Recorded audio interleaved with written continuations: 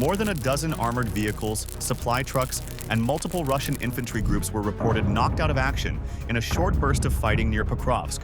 According to Ukrainian, fresh frontline footage shows the forest, shattered buildings, and half-buried shelters turning into false safety because the moment a soldier moves, the low sky notices.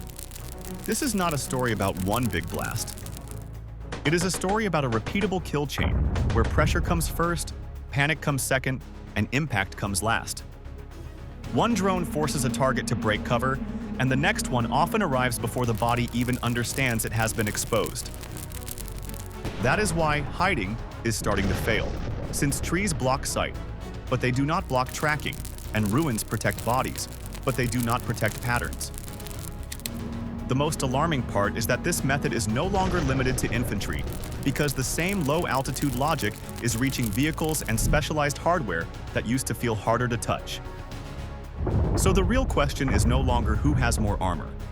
It is where any safe line still exists when the low sky is always watching.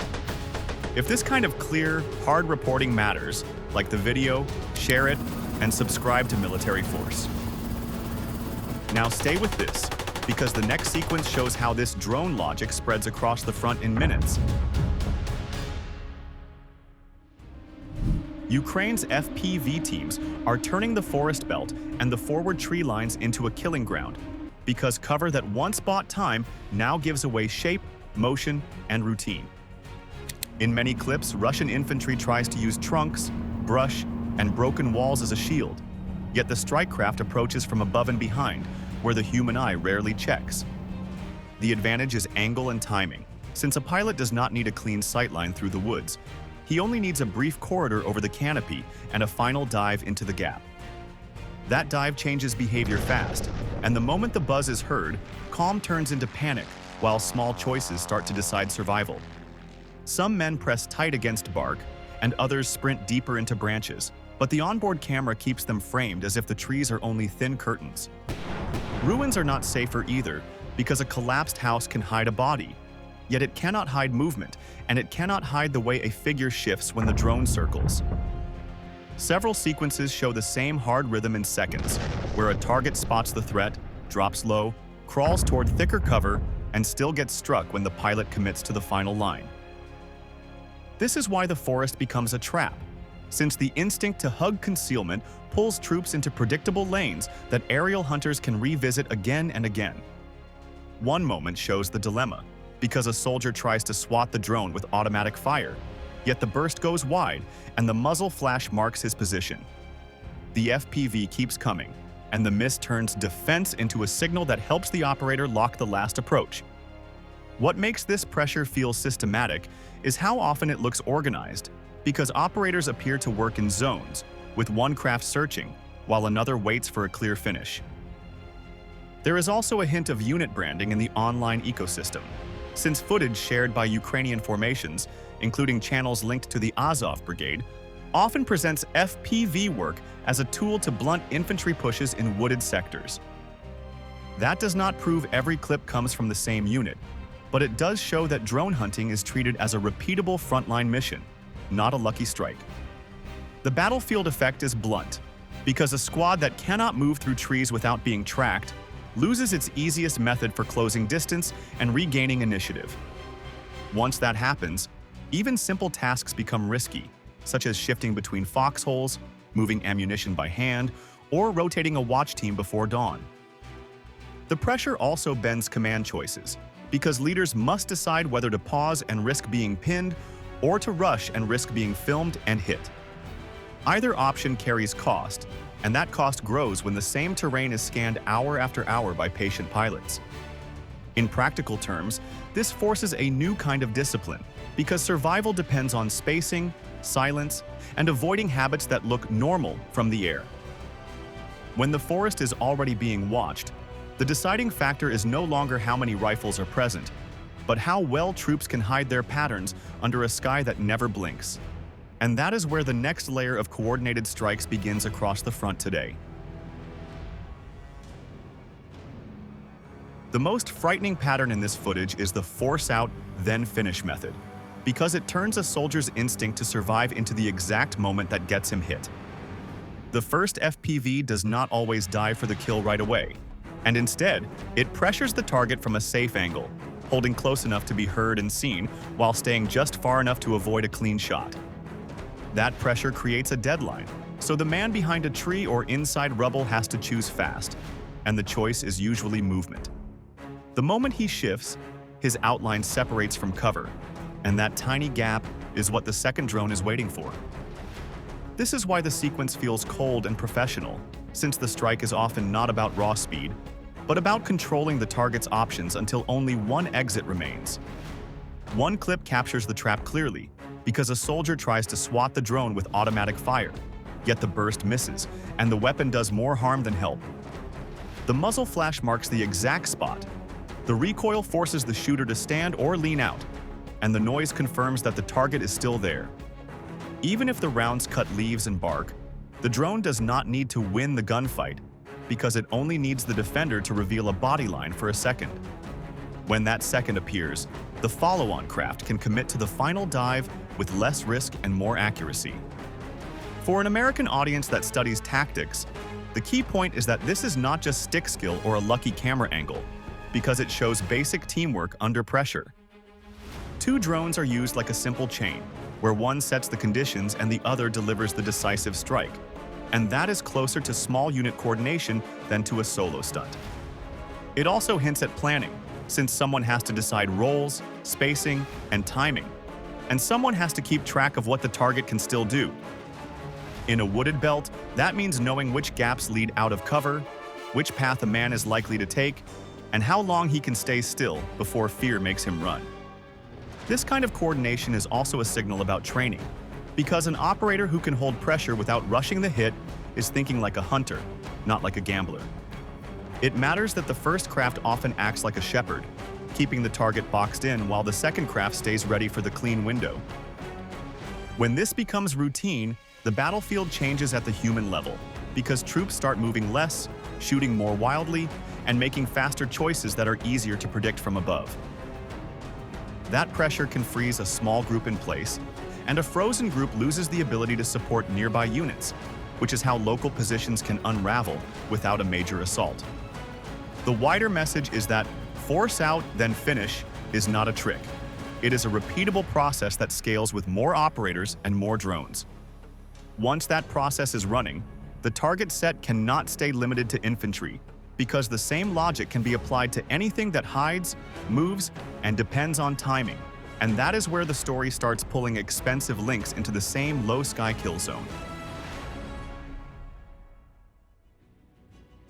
The most important change in this footage is that FPV pressure is no longer limited to hunting infantry, because the same low-sky method is now reaching armored vehicles, self-propelled guns, and even short-range air defense. When a strike drone can find a moving target in grass or at the edge of a tree line, heavy equipment stops being a protected asset and starts looking like a loud, slow object that must either hide perfectly or accept risk. That is why the clips feel bigger than a highlight reel, since each hit signals that specialized platforms can be pulled down into the same danger zone as a single soldier. One rare moment underlines this shift, because a Strela 10 is spotted inside a hangar, which suggests that even storage and concealment can fail once drone reconnaissance stays active and keeps scanning the same rear pockets. The point is not that the system is weak, but that it was located, tracked, and struck inside a space that should have reduced exposure. And that kind of reach changes how air defense crews think about safe downtime. The same logic shows up again with armored vehicles, because the footage cycles through targets that are meant to survive shrapnel and small arms. Yet they still burn when a cheap craft finds a seam, a roofline, or an open section near the rear. A self-propelled gun is shown hiding in a dugout, and it survives the idea of cover for only a moment, because once the position is known, the vehicle's mass becomes a trap that limits movement and forces it to take hits where it sits.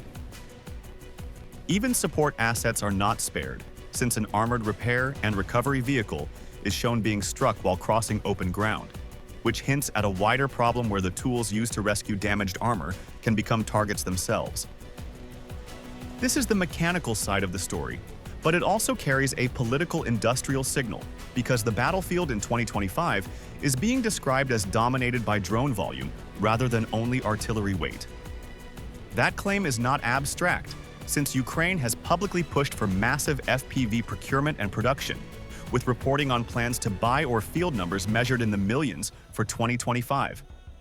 When a country can feed the front with that scale, the cost exchange flips, because a platform worth hundreds of thousands or millions can be pressured by systems that are closer to consumer electronics in price. That creates a new kind of escalation ladder where commanders may hold back expensive vehicles, not because they lack power, but because exposure time is now the main weakness and the low sky punishes hesitation. It also changes the value of concealment, because hiding is no longer just about visual camouflage, and it becomes about breaking patterns that drones and operators learn over repeated passes. A hangar, a dugout, or a tree belt can still matter, but only if it prevents detection in the first place, since once the location is fixed, the strike option becomes a scheduling problem, not a guessing game. This is why the footage feels like a warning, because it shows that high value is not a shield, and being specialized can even make a platform easier to identify, track, and prioritize. And once these targets are dragged into the low-altitude fight, the strike method shifts again, because FPV teams rarely work alone when they are breaking hard cover and closing out expensive links in the chain. Ukraine's most effective strike pattern here is a two-layer mix, because an FPV hit pins the target and a grenade dropper finishes what armor and walls cannot protect. The first craft drives in close, and its job is often to shock the crew, break a routine, or freeze a vehicle inside a safe pocket. When a gunner carrier is tucked into a dugout, a basement, or a half-collapsed building, that first impact also works like a marker, since it confirms the spot and narrows the escape lanes. Then a second drone can hover, adjust, and place several small blasts into openings that a fast dive might miss. One sequence shows a self-propelled gun hiding in a dugout, and it survives the idea of cover for only a moment, because the strike comes first and the follow-on drops lock the wreck in place. That matters beyond one clip, since shelter is being redefined from a strong wall into a timing problem. That is the quiet warning hidden in these clips. A position that is found becomes a fixed address, and it can be revisited until the roof caves in or the crew flees. This creates a harsh dilemma, because staying still invites another pass, yet breaking out at the wrong second exposes the bodyline. It also shows real teamwork, because the slower drop platform does not need to gamble on the first approach when an earlier hit has already forced the target to reveal itself. Once this two-step method becomes routine, it scales from single hideouts to larger events where mechanized forces try to break a line by weight and speed. Russian mechanized assaults in this footage do not fail only because vehicles burn, but because drone pressure turns order into disorder and then makes disorder costly. A column is meant to move as one body starts to split, since crews swerve away from incoming threats and then discover that the ground is mined and watched. When one machine slows or turns sharply, spacing changes, lanes clog, and the plan becomes hard to read for the crews behind. That is how heavy assets get trapped by their own mass, because a tank cannot pivot cleanly under observation, and reversing in open ground can be worse than pushing through. The outcome becomes a chain of lost options, where some platforms strike mines, others take hits on exposed sections, and survivors pull back in a scattered pattern. In that retreat, each separated vehicle is easier to fix, since a lone heat source on open ground is simpler to track than a tight group under shared cover.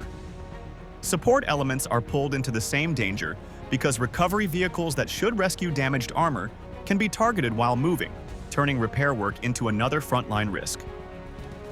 This is the loss of control problem in plain terms, because once the formation cannot keep a common pace, the defender can pick targets in sequence instead of facing one united push.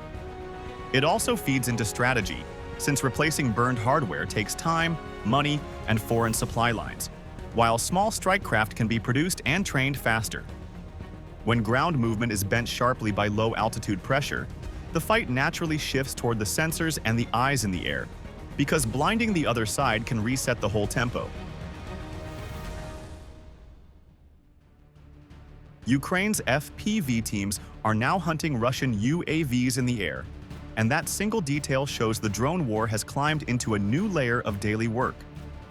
In the footage, an interceptor does not treat an enemy quadcopter as background noise, because that craft is the enemy's eyes and sometimes its trigger. The chase is quick and brutal, since the FPV surges forward, takes a tight line from the rear quarter, and then commits to a ram. There is no careful dogfight, because speed matters more than style when two small machines are drifting in wind and smoke.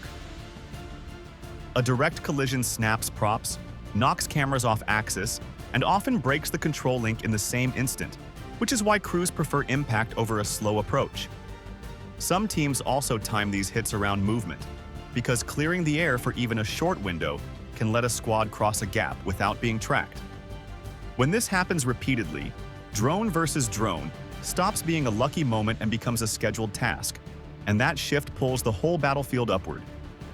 The tactical payoff is simple, because many Russian UAVs are not only filming, and they are feeding coordinates, correcting artillery, and tracking movement along the thin roads that keep a position alive. If that eye stays in the sky, trenches get mapped, vehicles get followed, and a resupply run can be hit the second it leaves cover. So removing the UAV is not a trophy, because it cuts the enemy's ability to connect sensors to shooters while the fight is still moving. It also reduces the threat from loitering strike drones, since one destroyed attacker is one less explosive body hunting for a roof hatch or a dugout mouth. For troops under trees, that translates into fewer sudden hits and fewer forced sprints, and that is how air-to-air kills protect people on the ground. This is also why these interceptions look like protection work, not a stunt for the camera, and it leads straight into the industrial race behind the lines. Both sides are scaling drone output fast, and public targets discussed by Ukrainian officials have pointed to production and procurement in the millions per year, with plans that have mentioned figures around 4.5 million FPV units for a single year. Russia has also claimed large annual output for similar systems, which signals that this is not a niche tool anymore and not a short campaign.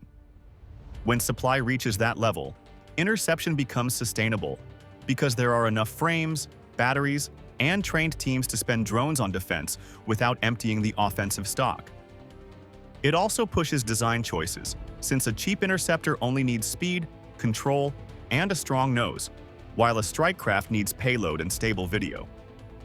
This is where tactics and industry merge, because a country that can replace losses quickly can keep pressure constant and can keep the low sky crowded.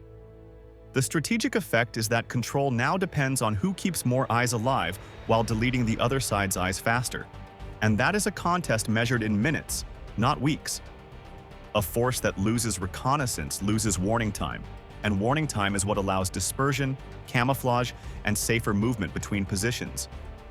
A force that loses attack drones loses its cheapest precision strike, and that forces it back towards slower tools that give defenders more seconds to react. So the air fight is not separate from the ground fight, because every UAV removed in the sky changes what infantry can risk and what vehicles can attempt. It also forces each side to spend resources on defense, and that can thin offensive waves at the hours when a push needs mass. That is the core point of this segment, because once drone hunting drone becomes normal, the battle tempo belongs to whoever owns the low sky, and that control sets the rhythm for everything that follows. All of this footage points to one clear shift, because advantage no longer comes from having more troops or heavier armor, and it comes from owning the low sky with cheap, fast, precise FPV drones. When forests, ruins, and dugouts turn into kill zones, defense stops being about finding the best hiding place, and it becomes about breaking the detect-to-strike chain before the drone commits. When mechanized pushes are forced to swerve, hit mines, and retreat in disorder, failure is not always a firepower problem, and it is a control problem where movement gets exposed and timing collapses. And when UAVs are hunted in midair, the war stops looking like who hits harder, and it starts looking like who sees first and blinds the other side faster. This also changes the politics of support, because a battlefield that burns expensive vehicles with low-cost drones rewards the side that can train operators, replace frames, and keep parts flowing. It pushes commanders into harsher choices, since holding armor back can save hardware, but it can also leave infantry without cover when the line starts to bend. The real thing to watch is adaptation, because Russia will try to protect reconnaissance and tighten movement habits, while Ukraine will try to keep supply and coordination strong enough to keep the low sky crowded. So the final question is simple. What arrives first? A close defense thick enough to block FPVs, or a larger wave that makes safe positions outdated? If this kind of clear battlefield reporting matters, like the video, share it, and subscribe to Military Force.